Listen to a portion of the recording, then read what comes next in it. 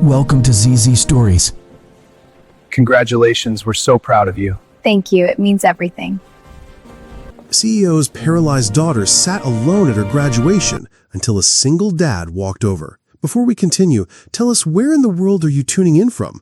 We love seeing how far our stories travel. The grand auditorium of Riverside University buzzed with excitement as hundreds of graduates filed across the stage.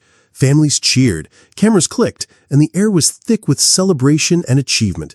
But in a quiet corner near the large window, 22-year-old Alexandra Sinclair sat motionless in her wheelchair, her graduation cap slightly askew, her hands folded tightly in her lap. Her long blonde hair fell like a curtain around her face as she stared out the window with vacant eyes.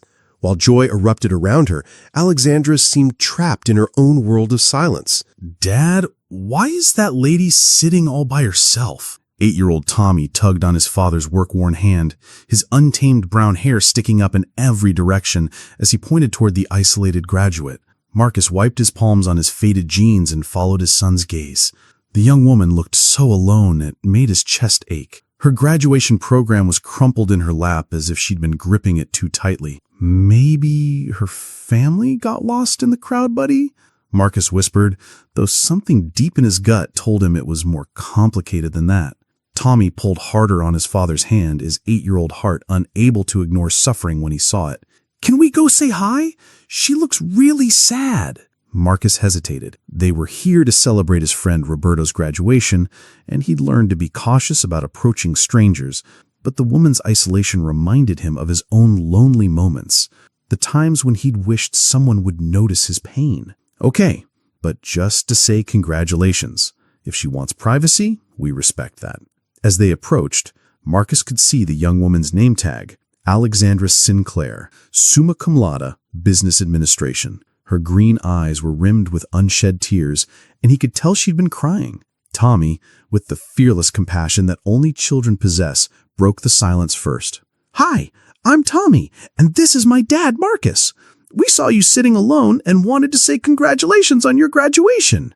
Alexandra looked up, startled. For a moment, she seemed uncertain how to respond, as if kindness from strangers was unfamiliar territory. "Thank you," she said quietly, her voice barely audible above the lobby chatter. Marcus knelt down to Tommy's level, then looked up at Alexandra. "I hope we're not intruding.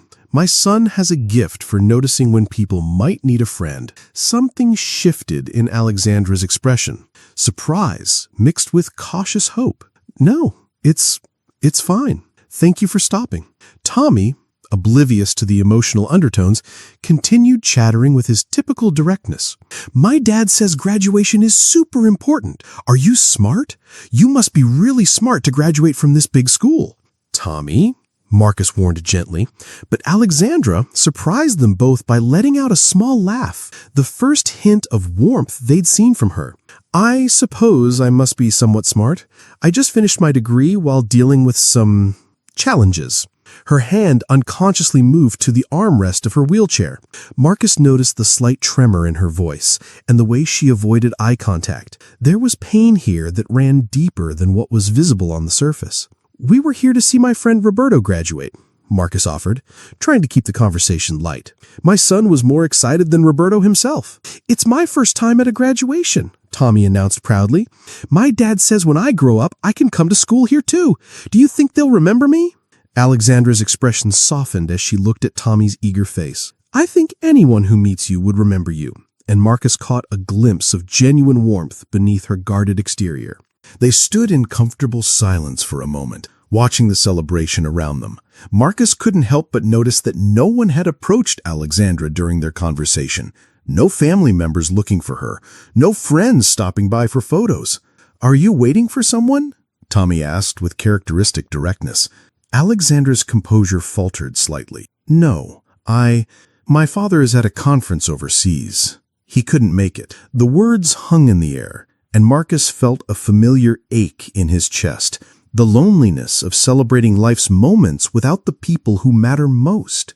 As a single father, he knew that feeling intimately. There had been countless school events, bedtime stories, and scraped-knee moments where he'd wished Tommy had more than just him, where he'd wished Clara could be there to share the load, to witness their son's growth. But seeing Alexandra's isolation made him realize something profound. At least he and Tommy had each other. This young woman had achieved something incredible and had absolutely no one to share it with. "Well then," Marcus said, making a decision that surprised even himself, "would you like us to take a photo of you? Every graduate should have a picture to remember this day." Alexandra blinked, clearly taken aback by the offer. "Oh, you don't have to. Dad's really good at taking pictures. He takes lots of me because Mom can't." The innocent statement hung in the air. Tommy had never known his mother. Clara had died from complications during his birth 8 years ago. But the boy spoke of her absence matter-of-factly, without the weight of grief that still pressed on Marcus's chest daily. Marcus saw understanding flicker in Alexandra's eyes. I would actually really like that," she said softly. Marcus pulled out his old smartphone and spent several minutes finding the best angle and lighting. Alexandra straightened in her wheelchair, adjusting her graduation cap and managing a genuine smile for the first time since they'd approached her. After taking several photos, Marcus showed her the results. "These turned out great. Would you like me to send them to you somehow?" As Alexandra gave him her phone number, Tommy noticed her graduation program with its list of academic achievements. "What's all this writing mean?" he asked, pointing to the honors. "It means she was one of the very best students in her whole school," Marcus explained, reading over the accolades. "Alexandra, this is incredible. Summa cum laude. You should be really proud." For a moment, Alexandra's carefully maintained composure cracked completely. "I am," she whispered, and Marcus could hear years of struggle and determination in those 2 words. Tommy, sensing the emotional moment, did what came naturally to him. He hugged her. Without asking permission or considering social boundaries, he wrapped his small arms around her shoulders. "You're really cool," he announced matter-of-factly, "and you're really brave, too." Alexandra closed her eyes and returned the hug, and Marcus saw tears finally spill over. Not tears of sadness this time, but something more complex: gratitude, surprise, and perhaps relief at being truly seen by another person. When Tommy stepped back, Alexandra wiped her eyes and smiled more broadly than she had all day. "Thank you, Tommy. You're pretty cool yourself." As other families began filtering out of the building, Marcus realized they should probably head home. The drive back to their small apartment was long, and Tommy would need dinner soon, but something about leaving Alexandra alone again felt fundamentally wrong. "Listen," he said carefully, "I know we just met, and please don't feel obligated, but would you like to get some ice cream? There's a place not far from here." Alexandra hesitated, and Marcus could see her internal debate. He recognized the look of someone who had grown accustomed to isolation, who found it safer to stay guarded than risk disappointment. "Please," Tommy added, his eyes bright with hope. "Dad never gets ice cream because he says it's too expensive, but today's special." Marcus felt his cheeks burn at embarrassment at his son's honesty, but Alexandra's response surprised him.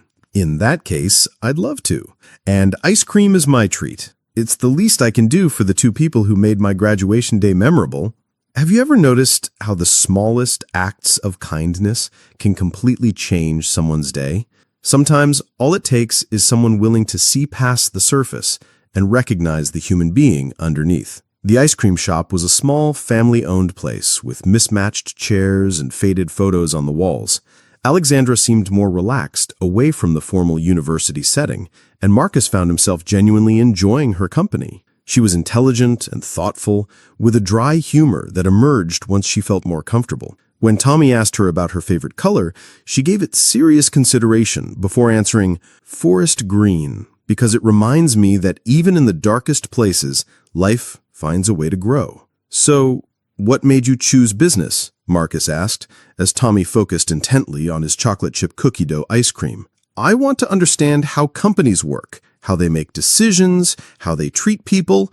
I think there's a lot of room for improvement in how businesses operate, especially when it comes to inclusion and accessibility." He heard the passion in her voice and suspected her academic choice was deeply personal. "That sounds like it could make a real difference in people's lives." "I hope so. I want to believe that people in positions of power can learn to see beyond surface assumptions." She glanced at her wheelchair, then back at Marcus. "There's so much more to any person than what's immediately visible." Dad always says people are like books, Tommy chimed in, ice cream coating his upper lip. You can't know what the story is just by looking at the cover. Both adults smiled at the boy's wisdom, and Marcus felt a warmth spreading through his chest that had nothing to do with the sunshine streaming through the shop's windows.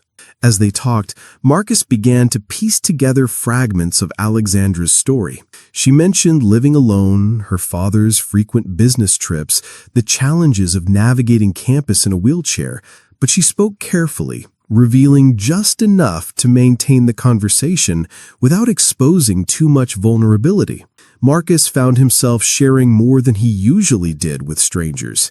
He told her about his job at the manufacturing plant, Tommy's latest adventures in second grade, the simple rhythms of their life together. It must be challenging, raising him alone, Alexandra said gently. Marcus was quiet for a moment, stirring his melted vanilla ice cream. Some days are harder than others, he admitted. I dropped out of high school when my dad left, had to help support my mom and siblings. Met Tommy's mother at the factory where we both worked. We had all these plans. His voice trailed off, but Alexandra didn't push. She simply waited, giving him space to share what he felt comfortable sharing. Clara died when Tommy was born, complications during delivery, so it's been just the two of us since day one. I'm so sorry, Alexandra said, and Marcus could tell she meant it. The thing is, Marcus continued, looking at Tommy, who was now examining the sprinkles on his ice cream with scientific interest, I spent so long thinking we were incomplete, like we were missing this essential piece that made other families whole. He paused, then looked directly at Alexandra. But watching him today, seeing how naturally he reaches out to people, how much joy he finds in celebrating others, I'm starting to think maybe we've been whole all along. They spent over an hour at the ice cream shop, and Marcus couldn't remember the last time he'd felt so at ease talking with another adult. Alexandra had a way of listening that made him feel heard, not judged. When she laughed at Tommy's stories about his teacher's pet hamster, Marcus noticed how her whole face transformed. The sadness that had surrounded her at the graduation ceremony seemed to lift, replaced by something lighter and more hopeful. As they prepared to leave, Alexandra turned to Marcus with an expression that seemed almost vulnerable. "Thank you," she said, "both of you. I was dreading today, and you turned it into something I'll actually want to remember."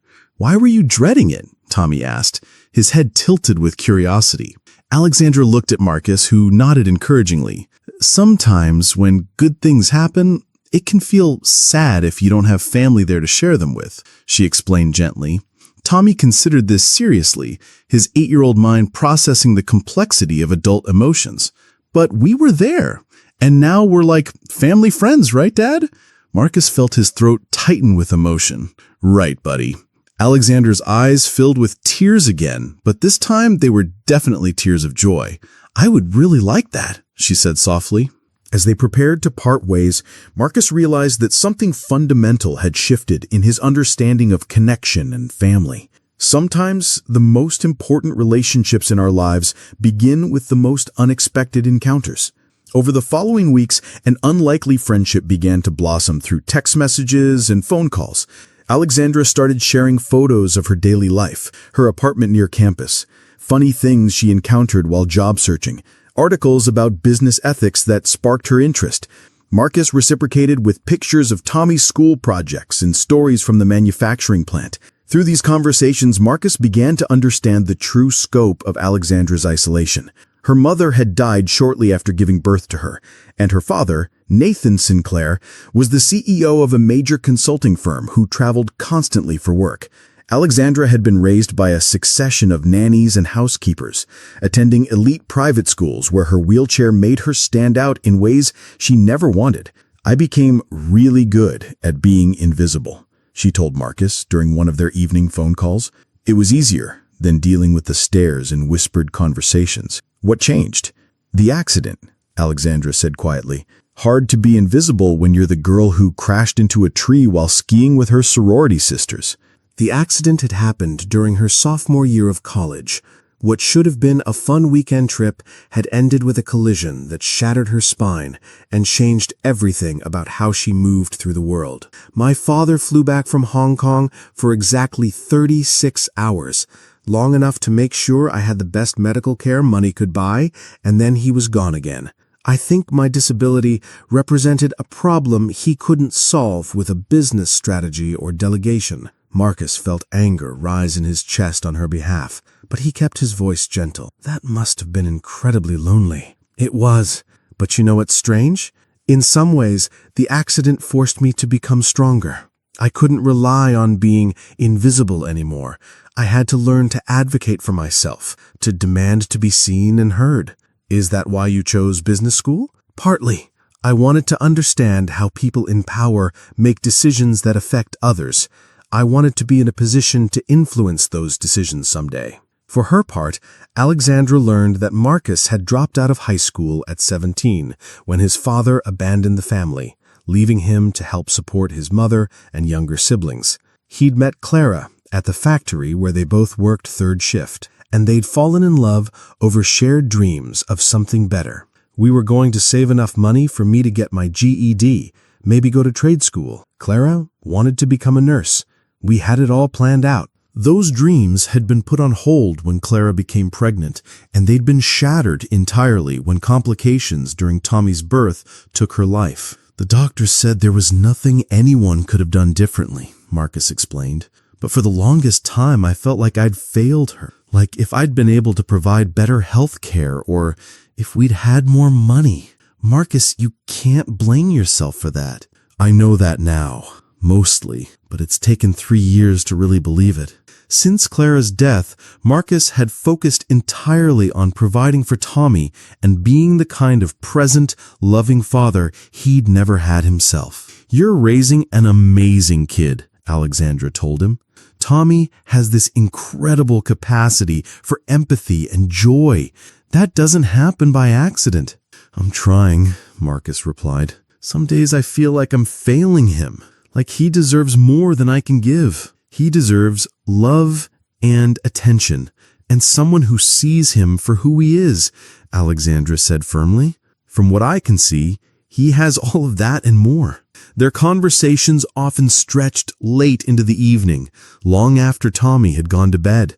They talked about everything: childhood memories, favorite books, fears about the future, dreams they'd given up, and new ones they were beginning to imagine. One evening, about a month after they'd met, Marcus's ancient car finally gave up completely. He called Alexandra, frustrated and worried about how he'd get Tommy to school and himself to work. I can help you research used cars, Alexandra offered.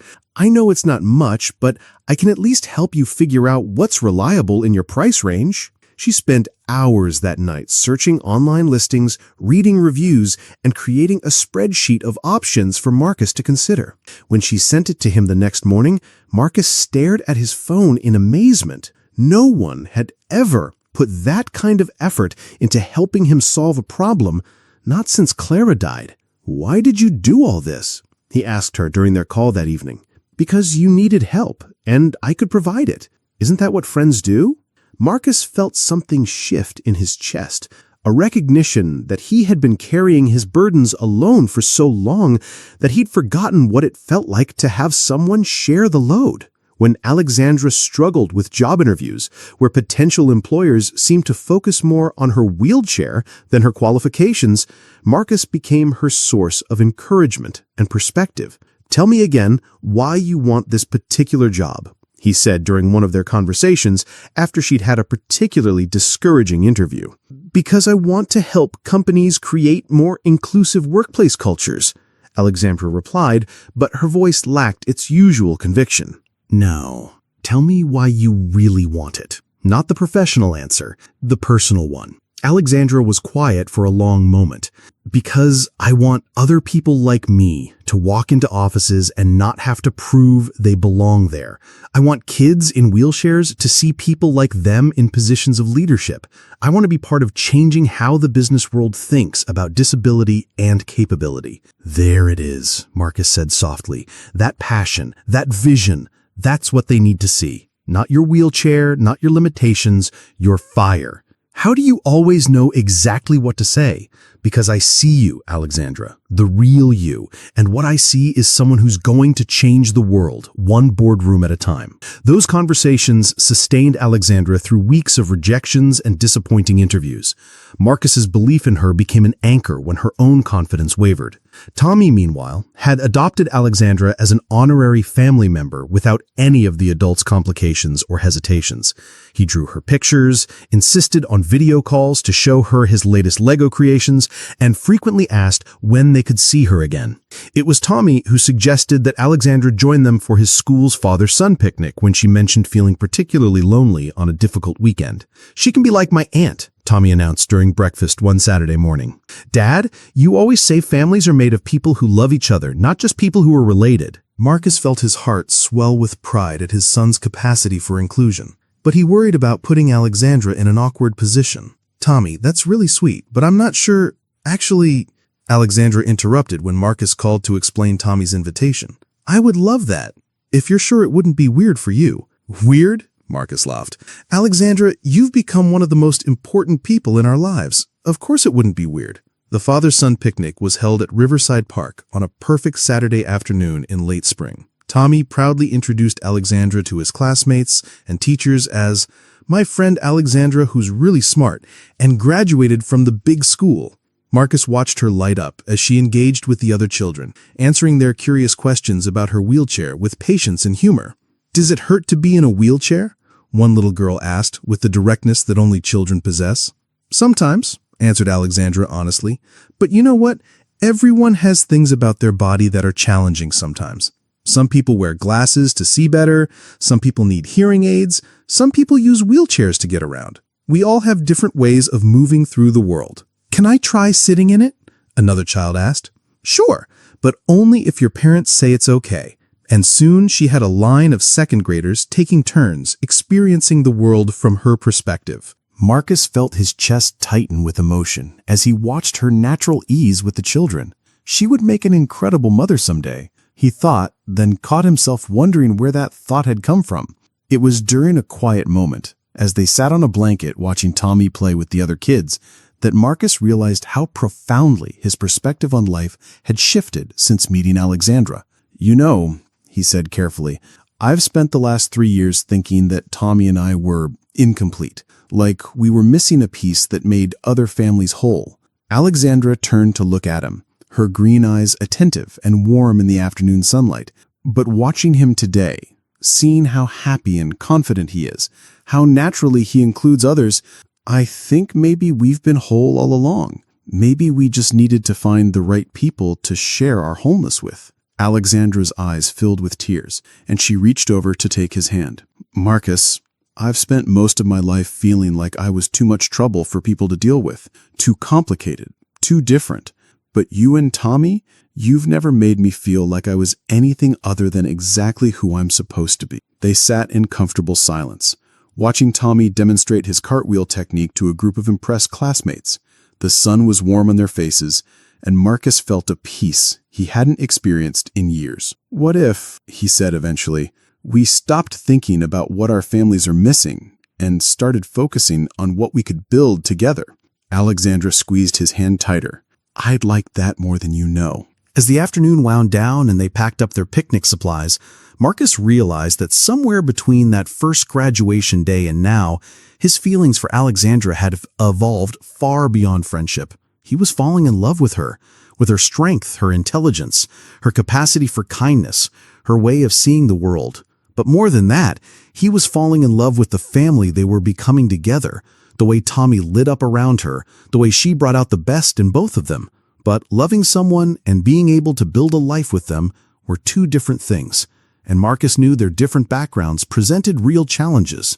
Do you believe that love can grow between two people who seem to come from completely different worlds?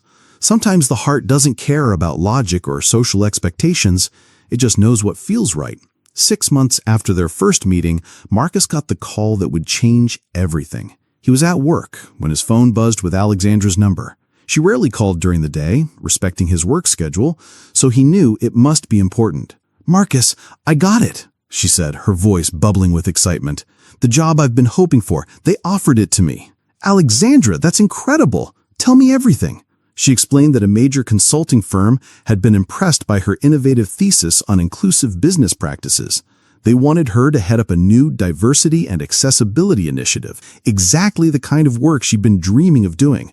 "It's everything I've been working toward," she said. "The salary is more than I ever imagined, and I'd have a real budget to implement change. I could actually make a difference." "I'm so proud of you," Marcus said, and he meant it completely. "You've worked so hard for this."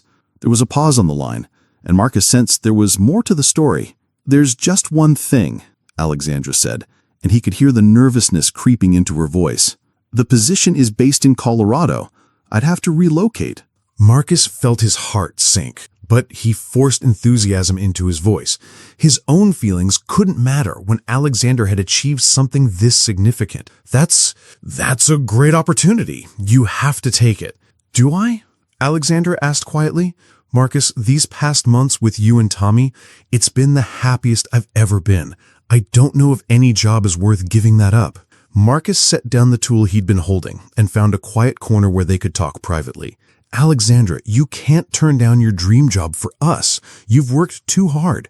What if it's not my dream job anymore? What if my dreams have changed?" The question hung between them, loaded with everything they'd been feeling but hadn't said out loud. "What are you saying?" Marcus asked, hardly daring to hope. "I'm saying I love you, Marcus. Both of you. And if there's any chance of building something real together, I'd rather take that risk than move across the country for a job that might just leave me successful and alone." The conversation that followed was one of the most honest either of them had ever had. They talked about their feelings, their fears, and their hopes for the future. Marcus admitted that he had fallen in love with her somewhere between that first graduation day and now, but had been afraid to say anything because of their different backgrounds and circumstances. "I'm a high school dropout who works in a factory. You're brilliant and educated and destined for amazing things. I didn't think I had any right to ask you to consider a life with someone like me." "Someone like you?" Alexandra's voice was incredulous. "Marcus, you're one of the most intelligent, caring, principled people I've ever met. You've raised an incredible child while working multiple jobs and dealing with grief most people can't imagine. You've shown me what it means to be truly valued and accepted. Don't you dare diminish yourself." "But the money, the lifestyle differences. Money doesn't buy the kind of happiness I found with you and Tommy," Alexander said firmly.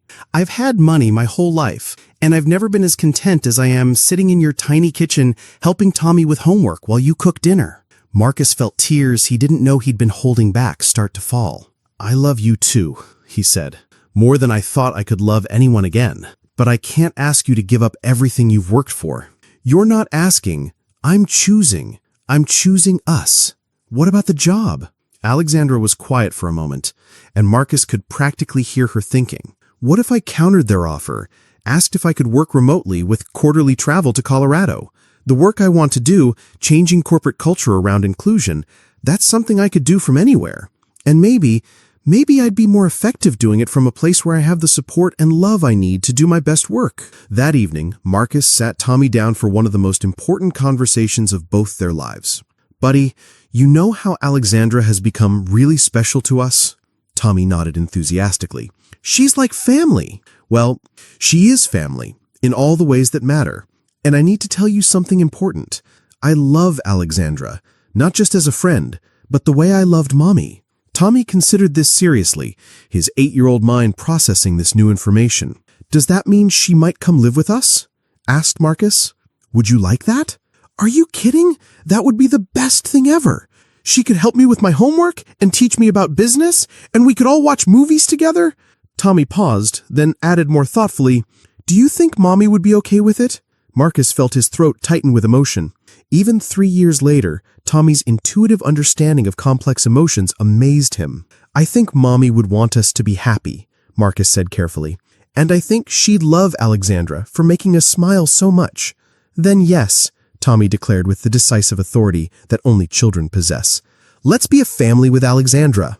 2 weeks later, Alexandra negotiated a remote work arrangement with a consulting firm, with the agreement to spend 1 week per month in Colorado and attend quarterly meetings in person. It wasn't exactly what the company had originally envisioned, but her ideas were innovative enough that they were willing to be flexible. More importantly, it allowed her to build the life she actually wanted, one filled with love and daily connection, and the simple joy of being part of a family that saw her completely and valued her exactly as she was.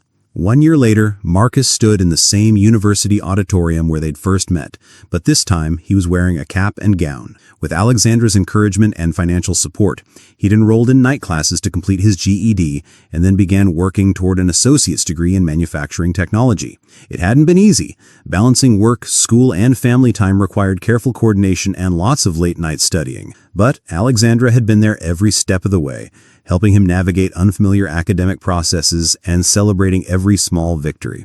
Tommy had become his most enthusiastic cheerleader, proudly telling anyone who would listen that his dad was going to college like Alexandra did. Now, as Marcus's name was called, Tommy jumped up from his seat in the front row and cheered just as loudly as he had for Roberto years earlier. "That's my dad!" he shouted, causing the families around them to smile at his enthusiasm. Alexandra, sitting beside Tommy, wiped away tears of pride and joy. In her lap was the engagement ring Marcus had given her just 2 weeks earlier, a simple band that had belonged to his grandmother, offered with a proposal that was everything she had never known she wanted. "I don't have much to offer you in terms of material things, but I can promise you a life filled with love and laughter and daily adventures with the most amazing kid in the world. Will you marry us?" Her yes had been immediate and tearful and complete. After the ceremony, as they posed for photos as a family, Marcus reflected on the incredible chain of events that had brought them to this moment. A simple act of kindness on a graduation day had blossomed into something none of them could have imagined. Alexandra had found the family acceptance she'd always craved, Tommy had gained a mother figure who celebrated his curiosity and kindness, and Marcus had discovered that love could grow in the most unexpected places. "Dad," said Tommy, as they walked back to their car, the reliable used sedan Alexandra had helped them choose, "remember when you said education was important?" "I remember, buddy." "Well, I think kindness is important too, because if we hadn't been kind to Alexandra that day, we wouldn't be a family now." Alexandra reached over and ruffled Tommy's hair, then took Marcus's hand. "Sometimes," she said, "the most important lessons can't be learned in classrooms." As they drove home together to the house they now shared, filled with Tommy's art projects and Alexandra's business books and Marcus's technical manuals, Marcus marveled at how profoundly their lives had changed.